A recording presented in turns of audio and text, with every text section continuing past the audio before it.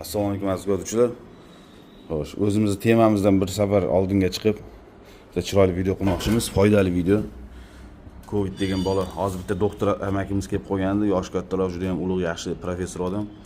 Xo'sh, mijozimiz shunday Equinox'ni video qilgandi, o'sha Equinox'ning egasi ekan.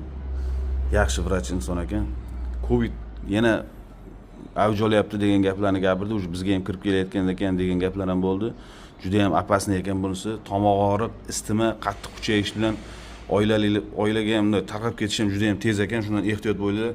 Men sizlarga bitta yaxshi narsa aytaman. Mana shu gvozdika, qalampir munchoq deydi.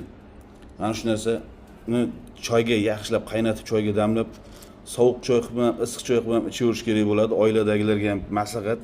Shu bolalarimizni ehtiyot qilaylik, oilamizni ehtiyot qilaylik, hammaga ham. Endi bizlarni ham deya prosmotrimiz ko'p bo'lmasa ham kimni ko'rsa tarqatinglar. Oddiy narsa, gvozdika.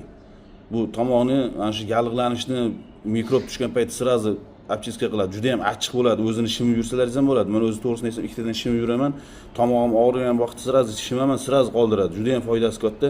Choyni ichsalaringiz pochkalargacha ham ichki organizmlarni ham, jigarlarni polni chiska qiladi, qonni ham tozalaydi. Juda ham yaxshi narsa. Tavsiya qilayotgan joyim shu. O'zimdan o'tgani uchun, o'zimdan ko'rganim uchun bilganman. Covid bo'lganimizda ham mana shu narsani polni shimib yurganman, mana shu narsani sindirib tashlagan. Covid bo'lganman, juda ham qattiq og'riq bo'lganimizda ham. Mana shu narsa juda ham katta yordam bergan. Avvalo Alloh, lekin mana shu o'zimizni ehtiyot qilishimiz kerak. Sendan harakat, mendan barakat degan joylari ham yo'q emas.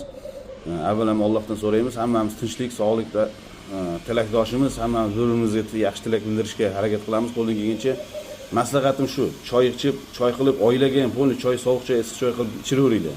Yaxshi foyda beradi. Kuzatishda davom etinglar. Kim ko'rgan bo'lsa ham tarqatib qo'yinglar. Foydali narsa-da. Omon bo'linglar.